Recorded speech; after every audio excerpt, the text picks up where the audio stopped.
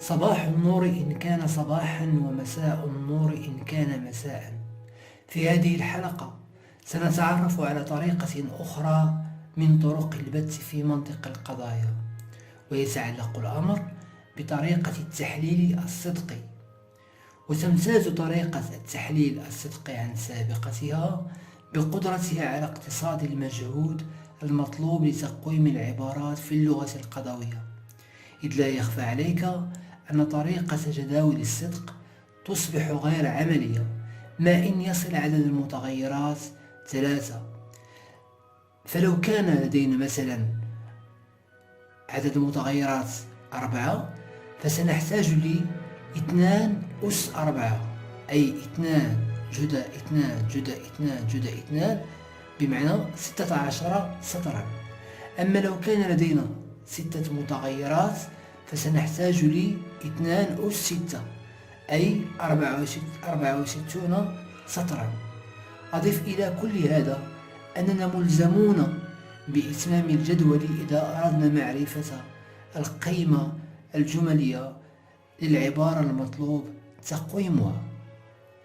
أما ما يميز طريقة التحليل الصدقي عن طريقة جداول الصدق غير المختصرة هو أننا في جداول الصدق غير المختصرة نلجأ دوما إلى إسناد القيم الممكنة لكل متغيرات العبارة، بينما لا نحتاج في طريقة التحليل الصدقي إلا لقيمة متغير واحد في كل خطوة، وندرس ما يترتب عن إسناد قيمة معينة له من نتائج.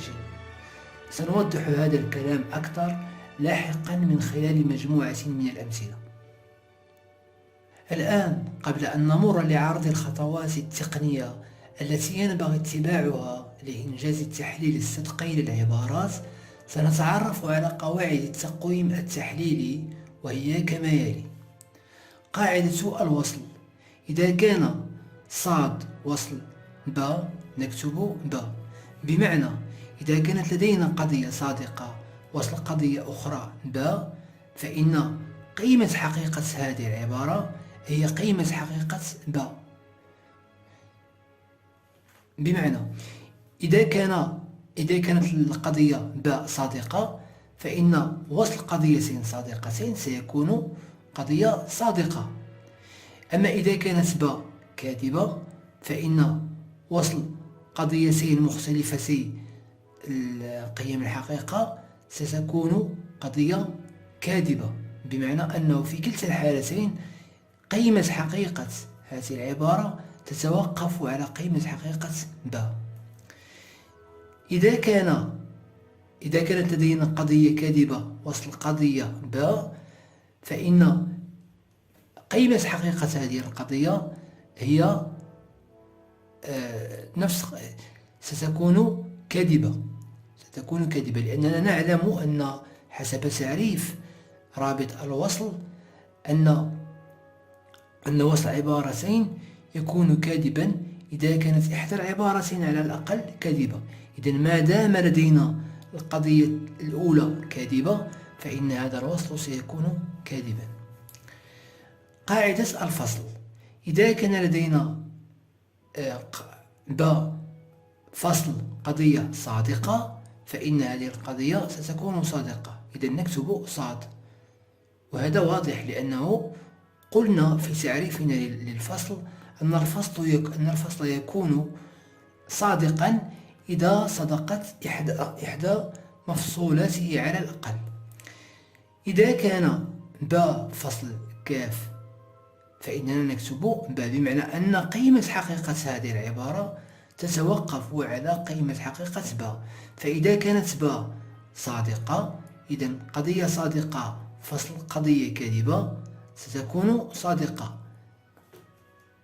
أما إذا كانت ب كاذبة، فإن فصل قضيتين كاذبتين سيكون قضية كاذبة. إذن في كلتا الحالتين قيمة حقيقة هذه العبارة إنما تتوقف على قيمة حقيقة القضية ب. قاعدة ثالثة: قاعدة النفي. إذا كان نفي صاد نكتب كاف، بمعنى أن نفي قضية صادقة هي قضية كاذبة، ونفي قضية كاذبة هو قضية صادقة. القاعدة الرابعة قاعدة الشرط. إذا كانت لدينا قضية صادقة شرط قضية ب، فإننا نكتب ب، بمعنى أن قيمة حقيقة هذه العبارة تتوقف على قيمة حقيقة ب. فإذا كانت ب صادقة فإن الشرط قضية صادقة شرط قضية صادقة سيعطينا قضية صادقة. إذا كانت ب كاذبة قضية صادقة شرط قضية كاذبة سيكون كاذبا، بمعنى أن في كلتا الحالتين قيمة حقيقة هذه العبارة ترجع إلى قيمة حقيقة ب. إذا كان لدينا قضية كاذبة شرط قضية ب سنكتب صاد، لأننا قلنا بأن الشرط يكون صادقا في جميع الحالات باستثناء حالة واحدة، وهي إذا كان المقدم صادقا والتالي كاذب. أما إذا كان المقدم كاذبا فإن القضية الشرطية ستكون صادقة بغض النظر عن النتيجة. إذا ما دام هنا لدينا كاف فإن القضية ستكون صادقة. إذا كانت لدينا قضية ب شرط قضية صادقة فإننا نكتب صاد، لأننا قلنا أن الشرط يكون كاذبا في حالة واحدة، إذا كان المقدم صادقا والتالي كاذب. إذا هنا إذا كانت القضية ب صادقة فإن صادق شرط صادق سيكون صادقا. إذا كانت ب كاذبة كاذب شرط قضية كاذبة شرط قضية صادقة ستكون صادقة. إذن في كلتا الحالتين سيكون لدينا قضية صادقة. الحالة الرابعة في قاعدة الشرط. إذا كانت لدينا قضية ب شرط قضية كاذبة، إذن هنا سنلاحظ ماذا سيحدث. إذا كانت ب لاحظ معي، إذا كانت ب لدينا حالتين بالنسبة لب، إما أن تكون ب صادقة وإما أن تكون كاذبة. إذا كانت ب صادقة إذن صادق شرط كاذب سيعطينا نتيجة ستعطينا كاذب. أما إذا كانت ب كاذبة شرط كاذب فإننا قلنا بأن شرط كاذب يعطينا صادق. إذا لاحظ أنه عندما كانت ب صادقة النتيجة كانت كاذبة، بمعنى نفي صاد، هنا الكذب هو نفي صاد. أما عندما كانت ب كاذبة فإن النتيجة كانت صاد، بمعنى أن النتيجة هي نفي الكذب. بمعنى أن النتيجة تكون نفي العبارة ب. القاعدة الأخيرة قاعدة التشارط. إذا كان صاد تشارط ب فإننا نكتب ب. إذا لاحظ معي، إذا كانت ب صادقة فإن صاد تشارط صاد تشارط قضيتين صادقتين ستكون قضية صادقة. أما إذا كانت ب كاذبة فإن تشارط قضية صادقة مع قضية كاذبة فهي كاذب. إذا في كلتا الحالتين قيمة حقيقة هذه العبارة تعود إلى قيمة حقيقة ب. إذا كانت لدينا قضية كاذبة تشارط قضية ب، لاحظ معي ماذا سيحدث. إذا لدينا كاف تشارط ب. بالنسبة لب لدينا حالتين، ب إما أن تكون صادقة وإما أن تكون كاذبة. فإذا كانت ب صادقة إذن سيكون لدينا في هذه الحالة سيكون لدينا كاف تشارط قضية كاذبة مع قضية صادقة سيعطينا في النتيجة قضية كاذبة. أما إذا كان ب كاذب فإن كاف تشارط قضية كاذبة.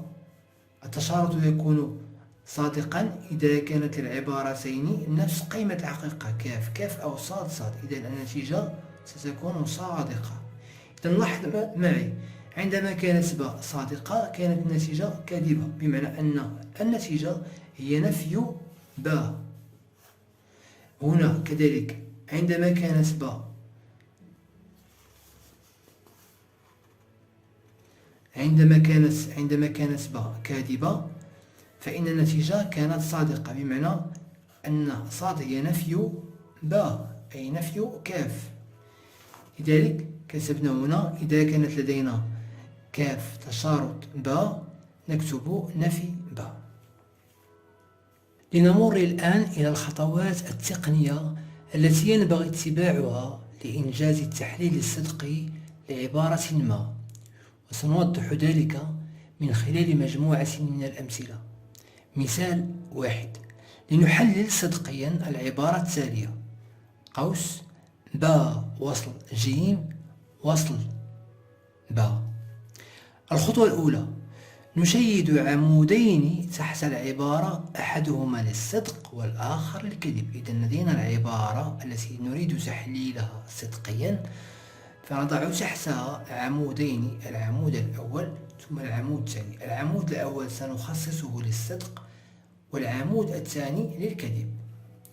الخطوة الثانية: نعوض أحد المتغيرات. إذا هنا لدينا متغيرين باء وجيم، نعوض أحد المتغيرات الأكثر ترددا في عمود الصدق وفي كل مواقعه بصاد، وفي عمود الكذب بكاف في كل مواقعه من العبارة. إذا هنا سنلاحظ من هو المتغير الأكثر ترددا في هذه العبارة. أكيد أنه المتغير باء هو الذي يتردد كثيرا،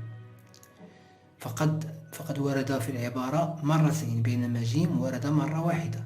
إذا سنعوض المتغير باء في عمود الصدق بصاد.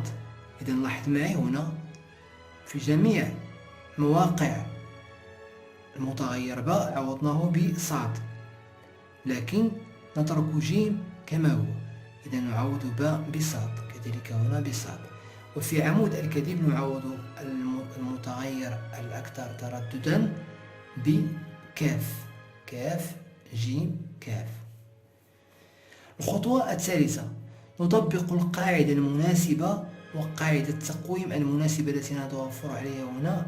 إذا لاحظ معي هنا سنعود إلى قواعد التقويم التي تكلمنا عنها في هنا، أي قواعد التقويم التحليلي.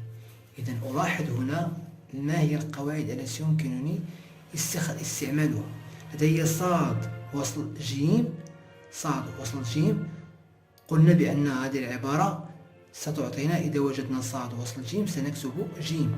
لاحظ معي صاد وصل باء نكتب باء. إذا في حالتنا لدينا باء هو جيم. إذا صاد وصل جيم سنعوضه بجيم.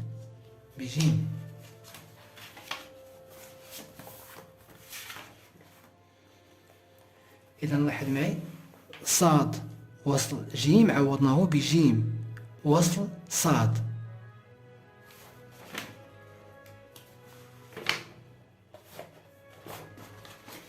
هنا لدينا كاف وصل جيم. عندما يكون لدينا كاف وصل جيم يمكننا أن نعوضها بكاف، أو كذلك يمكن رؤية هذه العبارة بطريقة أخرى. سنعتبر كل ما بداخل القوس عبارة واحدة. إذن عبارة لدينا عبارة وصل كاف، عبارة وصل كاف تعطينا كاف مباشرة كاف، بمعنى أن وصل عبارتين إحداهما كاذبة ستكون عبارة كاذبة. إذن هنا نتوقف. لدينا هنا جيم وصل صاد، عبارة معينة وصل عبارة صادقة. إذن الأمر يتوقف هنا على قيمة حقيقة جيم. فإذا كانت جيم صادقة فإن هذا الوصل سيكون صادقا، أما إذا كانت جيم كاذبة فإن هذا الوصل سيكون كاذبا. إذن لا داعي لحفظ هذه القواعد إن تم ضبط قواعد الروابط المنطقية جيدا. إذا هنا لاحظ معي جيم وصل صاد،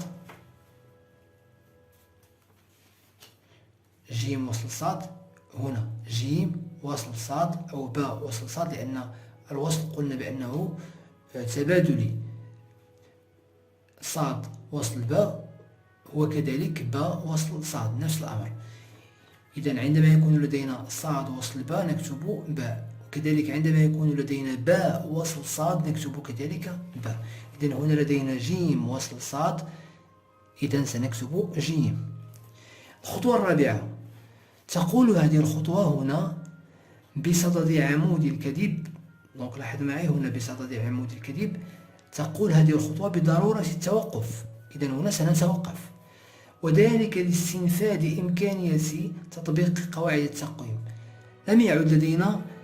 لم تعد لدينا إمكانية لتطبيق قواعد التقويم، لأننا وصلنا إلى النتيجة كاف. عندما نصل إلى النتيجة واحدة كاف أو صاد فإننا نكون قد استنفدنا إمكانية تطبيق قواعد التقويم. أما هنا فبإمكاننا الاستمرار، لكنها تقول بصدد عمود الصدق بضرورة البدء بالخطوة الأولى فيما يتعلق بالمتغير جيم. إذا سنعيد مجددا نفس الخطوات.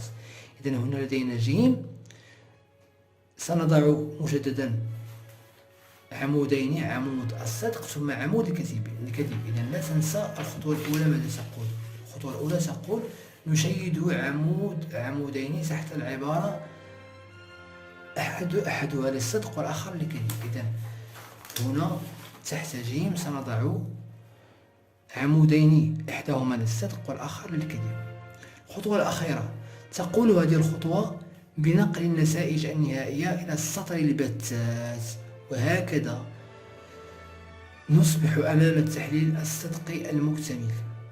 إذا ننقل هذه النتائج إلى السطر البتات. إذا لدينا صاد كاف صاد كاف ثم كاف. إذا هذه هي الخطوة الأخيرة. المثال الثاني، لنحلل العبارة التالية: با وصل جيم فصل با. إذا قلنا الخطوة الأولى نشيد عمودين أحدهما للصدق والثاني للكذب تحت العبارة. إذا لدينا العبارة نشيد عمودين، العمود الأول للصدق ثم العمود الثاني للكذب. الخطوة الثانية نعوض المتغير الأكثر ترددا هنا. إذا المتغير الأكثر ترددا هو المتغير باء. إذا سنعوضه في عمود الصدق بصاد. إذا باء نعوضه بصاد، صاد وصل جيم فصل صاد. أما في عمود الكذب فإننا نعوض المتغير باء بكاف، كاف وصل جيم فصل كاف. ثم الخطوة الثالثة نطبق قواعد التقويم. إذا عندما تكون لدينا عبارة فصل عبارة صادقة، لاحظ معي هذه كل ما بداخل الأقواس اعتبرته عبارة واحدة، عبارة فصل عبارة صادقة. إذا ستكون عبارة صادقة لأن الفصل يكون صادقا إذا صدقت إحدى مفصولته على الأقل. إذا ما دام إحدى هاتين العبارتين صادقة فإن هذه العبارة ستكون صادقة. هنا لدينا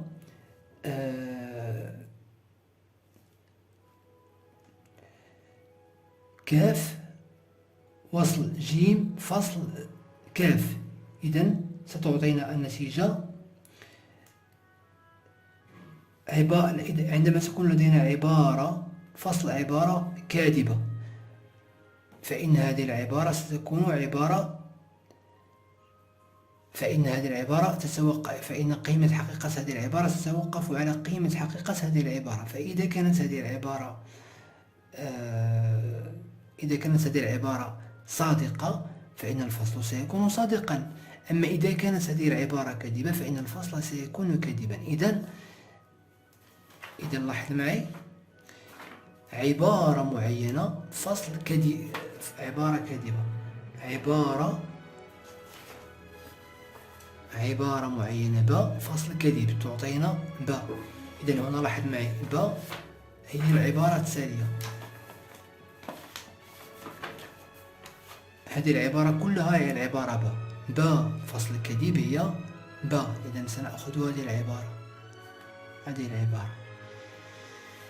إذا لاحظ في الخطوة الرابعة هنا في شأن عمود الصدق فإننا سنتوقف لأننا استنفدنا تطبيق قواعد التقويم. بينما هنا سنستمر. إذا لدينا كاف وصل جيم. عندما يكون لدينا عبارة كاذبة وصل عبارة كيفما كانت فإن النتيجة تكون عبارة كاذبة. إذا هنا سنتوقف ثم ننقل النتائج إلى السطر البتات صاد كاف. المثال الثالث: لنحلل صدقيا العبارة التالية: معقوف قوس با شرط دال وصل با شرط جيم. إذا نعيد نفس الخطوات. الخطوة الأولى تحت العبارة المراد تحليلها صدقيا نضع عمودين إحداهما للصدق والثاني للكذب. ثم الخطوة الثانية دوزيام إيتاب ننظر إلى المتغير الأكثر ترددا في هذه العبارة.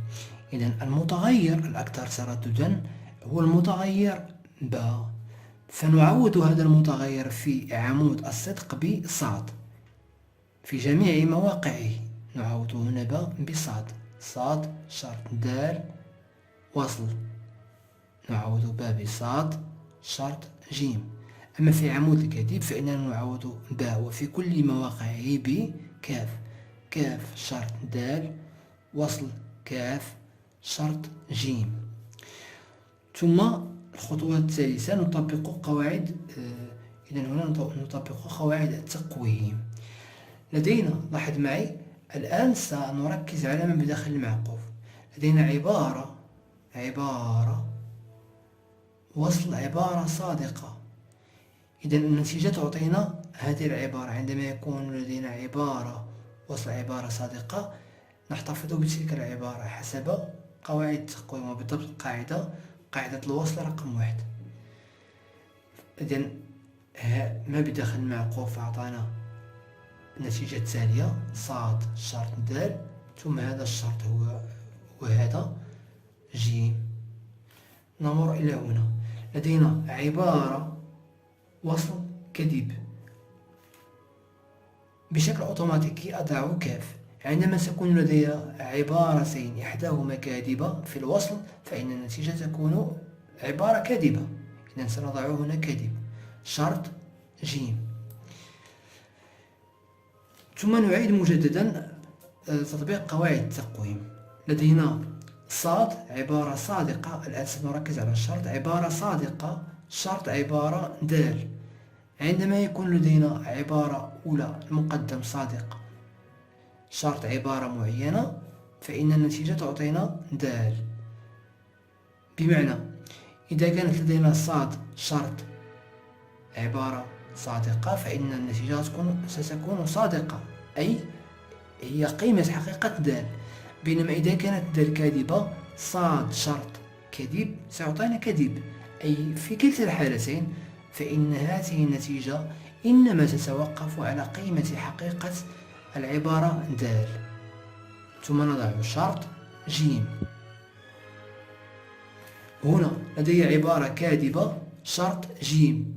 قلنا في الشرط ما إن نجد أن المقدم كاذب فإن النتيجة تكون صادقة بغض النظر عن قيمة حقيقة التالي.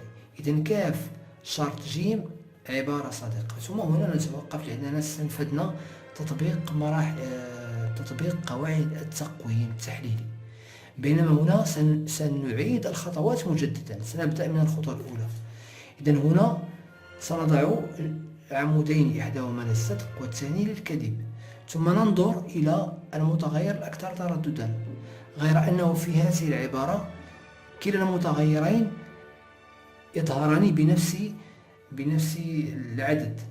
لدينا متغير واحد دال ومتغير واحد جيم. إذن لنا الاختيار، إما أن نعوض د بالصدق في عمود الصدق وبالكذب في عمود الكذب، أو نختار ج ونعوضه.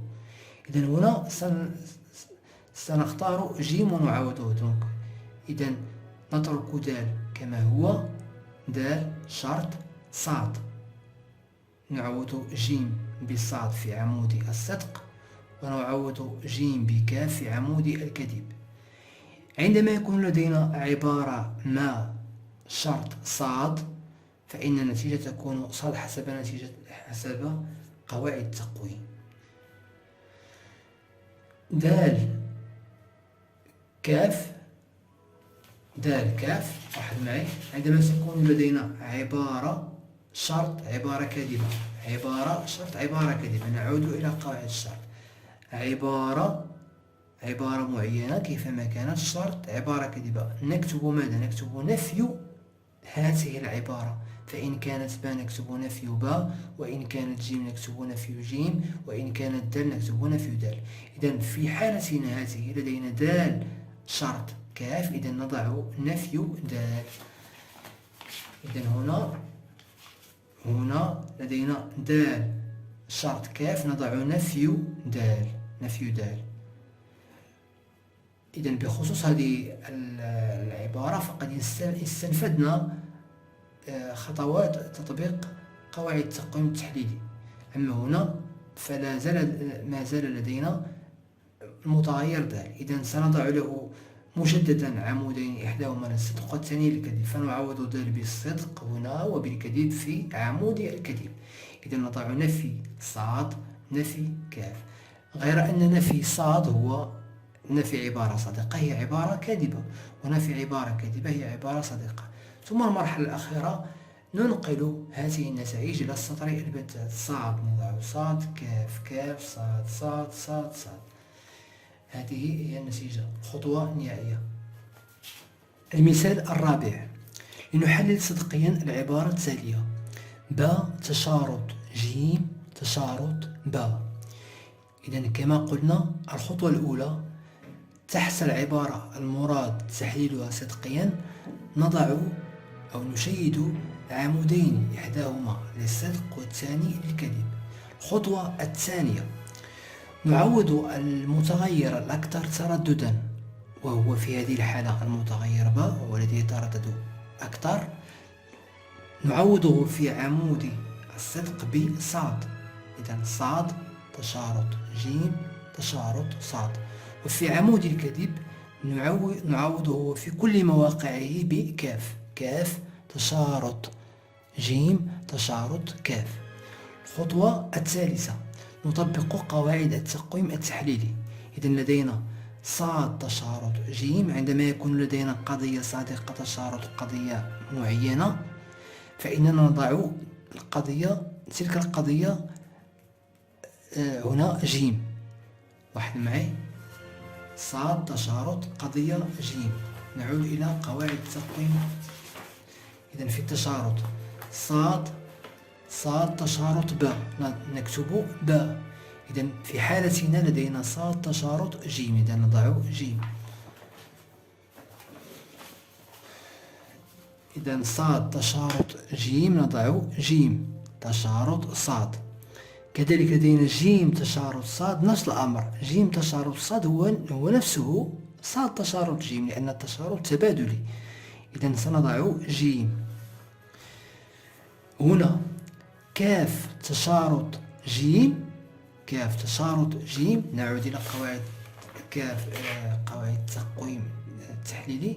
كاف تشارط باء نكتب نفي باء. إذا كان لدينا كاف تشارط جيم فإننا سنكتب نفي جيم. إذا لدينا هنا كاف تشارط جيم، سنكتب نفي جيم، نفي جيم. لدينا نفي جيم تشارط كاف، إذا لدينا عبارة تشارط كاف. كما قلنا سابقا، قلنا بأن عندما تكون لدينا عبارة تشارط كاف نكتب نفي تلك العبارة. إذا هنا لدينا عبارة تشارط كاف، سنكتب نفي هذه العبارة، وهي نفي جيم. ونفي جيم، النفي هو عندما تكون لدينا عبارة نفي نعود إلى نفس العبارة، بمعنى إذا كانت جيم صادقة نفي عبارة صادقة كاذب، ونفي عبارة كاذبة صادق. إذا نفي جيم هو جيم، نفي باء هو باء، نفي أي عبارة كيفما كانت تكون تلك العبارة. إذا هنا نكون قد لم نستوفي بعد تطبيق قواعد التقويم التحليلي. إذا نبدأ مجددا. لدينا هنا جيم، ثم نضع وراء عمودين، نشيد عمودين تحت هذه العبارة، إحداهما للصدق والثاني للكذب. فنعوض جيم بصاد في عمود الصدق، ونعوض جيم بكاف في عمود الكذب، لأن لدينا متغير واحد. نفس الأمر هنا، نعوض جيم بصاد في عمود الصدق وبكاف في عمود الكذب. ثم أنذاك نكون قد وصلنا إلى الخطوة الأخيرة، وهذا هو السطر البتات. مثال الخامس: نحلل صدقيا العبارة التالية: باء وصل نفي باء، بنفس الطريقة. إذا الخطوة الأولى نضع عمودين، ثم الخطوة الثانية نعوض المتغير الأكثر ترددا وهو في هذه الحالة باء، نعوضه في عمود الصدق بصاد وفي عمود الكذب بكاف. إذا هنا لدينا صاد وصل نفي، صاد كاف فصل نفي كاف، ثم نطبق قواعد التقويم التحليلي. عندما تكون لدينا عبارة صادقة، فصل أي عبارة كيفما كانت ستكون نتيجة عبارة صادقة، لأن الفصل يكون صادقا إذا صدقت على الأقل إحدى مفصولته. إذا ما إن نجد عبارة من بين العبارتين اللتين نضع بينهما الوصل صادقة، فإن النتيجة تكون صادقة. إذن هنا ستكون النتيجة صادقة. هنا لدينا كاف فصل نفي كاف. إذن هنا الأمر يتوقف على هذه العبارة نفي كاف. إذن لنعود إلى قواعد التقويم التحليلي. عندما يكون لدينا كاف فصل عبارة معينة، قلنا بأن قيمة حقيقة هذه العبارة ستتوقف على هذه العبارة. فإن كانت العبارة الثانية صادقة سيكون الفصل صادقا، أما إن كانت العبارة الثانية كاذبة فإن الفصل سيكون كاذبا. إذن هنا كاف نفي هذه العبارة ستكون هذه العبارة، والتي هي نفي كاف. نفي كاف نفي عبارة كاذبة هو عبارة صادقة. إذا نكون قد استنفذنا تطبيق قواعد التقويم التحليلي بالنسبة للعمودين. لدينا هنا صاد ننقلهما إلى السطر البتات في الخطوة الأخيرة. لاحظ معي هنا هناك مستجد.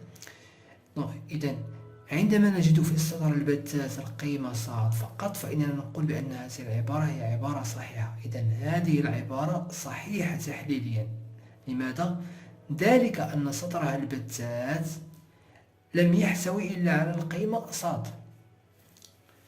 مثال آخر، مثال رقم 5: نحلل صدقيا العبارة التالية: باء وصل نفي باء، بنفس الطريقة. إذا نعوض هنا باء بصاد لأن هنا المتغير الأكثر ترددا هو باء. نفس الأمر نعوض باء بكاف في عمود الكذب. لدينا هنا صاد وصل عبارة. عندما تكون لدينا عبارة صادقة وصل عبارة معينة، فإن النتيجة حسب قواعد التقويم التحليلي تعطينا هذه العبارة: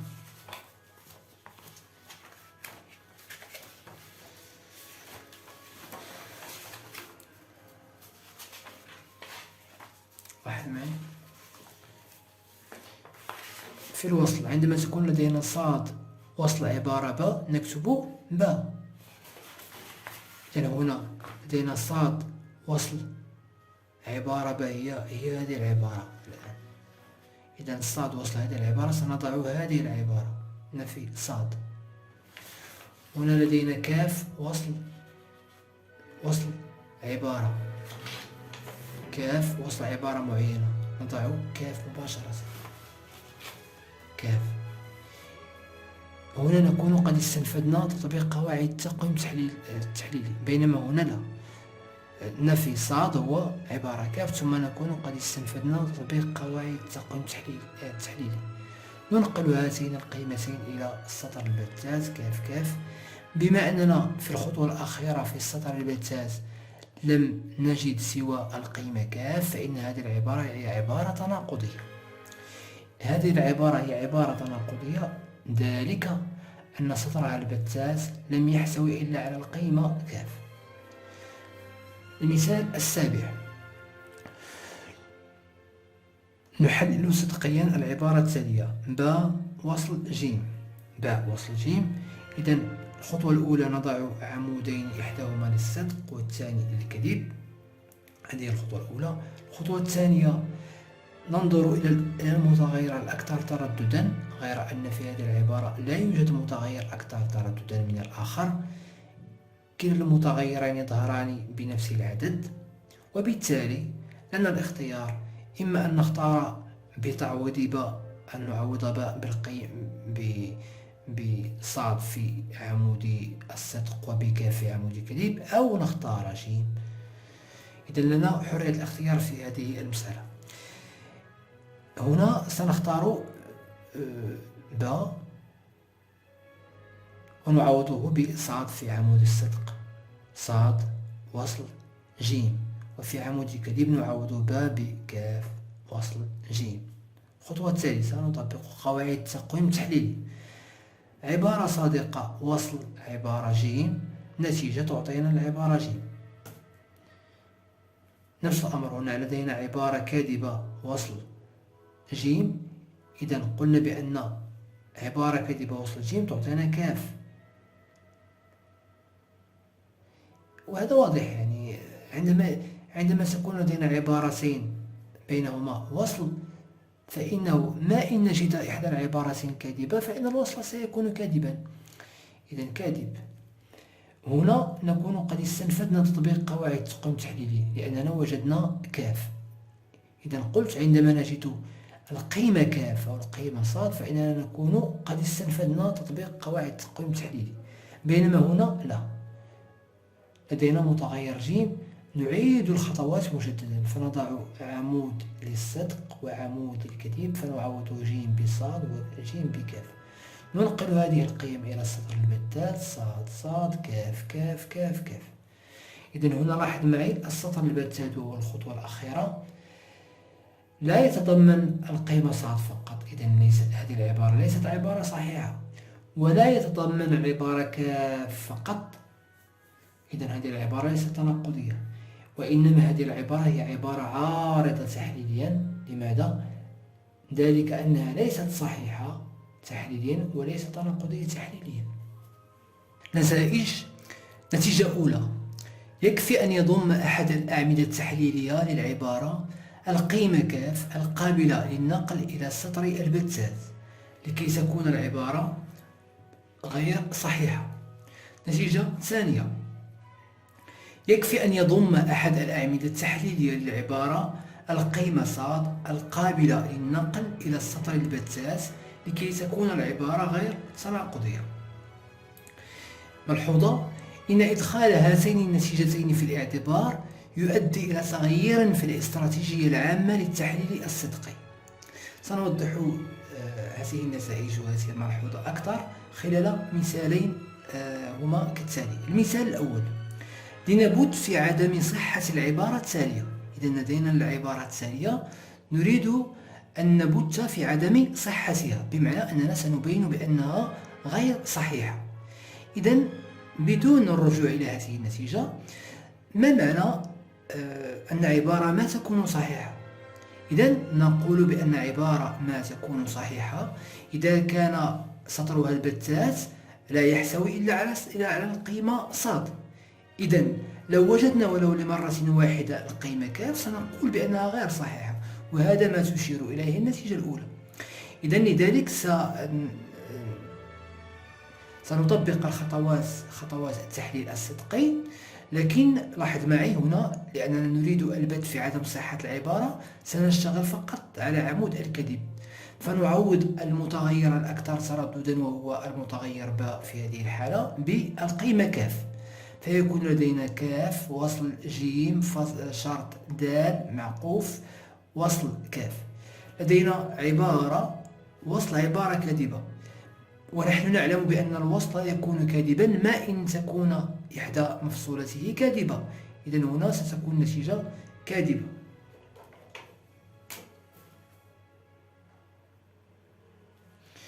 ثم ننقل هذه النتيجة إلى سطر البتات. إذن ما دمنا حصلنا على إحدى الأعمدة التحليلية وهو عمود الكذب في هذه الحالة على القيمة كاف، فإن هذه العبارة عبارة غير صحيحة. هنا نكتب وعليه فإن العبارة التالية عبارة غير صحيحة طبقا للنتيجة الأولى، لذا فلا حاجة لنا لإتمام تحليلها إذ يكفينا هذا القدر من المعالجة ونتوقف. إذا لا مجال، لسنا مجبرين أن نتمم إتمام تحليل هذا الجدول، لأن المطلوب هو البت في عدم الصحة فقط. مثال ثاني، لنبت في عدم تناقضية العبارة التالية. إذن بنفس الطريقة، إذن هنا نريد البت في عدم التناقضية. نتساءل أولا ما معنى أن عبارة ما هي عبارة تناقضية؟ إذن نقول بأن عبارة ما هي عبارة تناقضية عندما لا يحتوي سطرها البتات إلا على القيمة كاف. إذن لو وجدنا ولو لمرة واحدة أو في إحدى السطرين في إحدى العمودين، إما عمود الصدق أو عمود الكذب، وجدنا القيمة صاد، آنذاك سنقول بأن هذه العبارة هي عبارة غير تناقضية، وهذا ما تشير إليه النتيجة الثانية. إذن هنا سنشتغل فقط على عمود الصدق، فنعوض الرابط أو المتغير الأكثر ترددا وهو ب بالقيمة صاد، فيكون لدينا صاد وصل جيم شرط دال بين معقوف فصل صاد. إذن لدينا عبارة متواجدة داخل المعقوف فصل صاد، ونحن نعلم بأن الفصل يكون صادقا إذا صدقت إحدى مفصولته على الأقل. إذن ما دام لدينا هنا عبارة واحدة صادقة هي التالية، فإن هذه النتيجة ستكون صادقة، وبالتالي ننقل هذه النتيجة صاد إلى سطر البتات. وما دمنا وجدنا القيمة صاد في إحدى الأعمدة التحليلية وهو عمود الصدق في هذه الحالة، فإننا نقول بأن هذه العبارة غير تناقضية. هكذا نكتب وعليه فإن عبارتنا هذه ليست تناقضية طبقا للنتيجة الثانية، لذا فلا حاجة لنا لإتمام تحليلها. ملاحظة: على الرغم من فعالية هذا البرنامج المبني على هاتين النتيجتين، فإنه مع ذلك لا يوفر لنا إلا جوابا سالبا ينفع في دحض الصحة أو دحض التناقض لا في إثباتهما، فهو بالتالي لا يغني عن الالتجاء إلى الاستراتيجية العامة في حالة الإثبات المباشر للصحة والتناقض. سأوضح هذه الملحوظة أكثر. إذا لاحظ معي مثلا في هذا المثال الثاني. إذا كل ما فعلناه هو أننا فقط أثبتنا بأن هذه العبارة هي عبارة غير تناقضية. لم نثبت بأنها تناقضية أو أنها صادقة أو أنها عارضة، فقط أثبتنا بأنها غير تناقضية. بمعنى إذا كانت غير تناقضية إذن قد تكون شيئا آخر. ما معنى غير تناقضية؟ ما معنى تناقضية؟ تناقضية معناه أنه نحصل على سطر البتات على القيمة كاف فقط. غير تناقضية بمعنى قد تكون صادقة أو قد تكون عارضة. نفس الأمر هنا، العبارة التالية قد تكون، لاحظ معي، قد تكون متناقضة لو كان لدينا هنا أيضا كاف، لكن قد تكون عارضة لو كان لدينا هنا صاد. فقط أثبتنا بأنها غير صحيحة. إذن غير صحيحة معناه أنه قد تكون متناقضة وقد تكون عارضة. إذا هذه الطريقة لا تنفع عندما نريد أن نثبت بأن عبارة ما صحيحة وأنها عبارة تناقضية وأنها عبارة عارضة. فقط نستعملها عندما نريد الإثبات بأنها، بمعنى نستعملها في دحض الصحة أو دحض التناقض. وهكذا نصل إلى نهاية هذه الحلقة. في الحلقة المقبلة سنتحدث عن التحليل الصدقي الموسع. شكرا على حسن المتابعة وإلى اللقاء.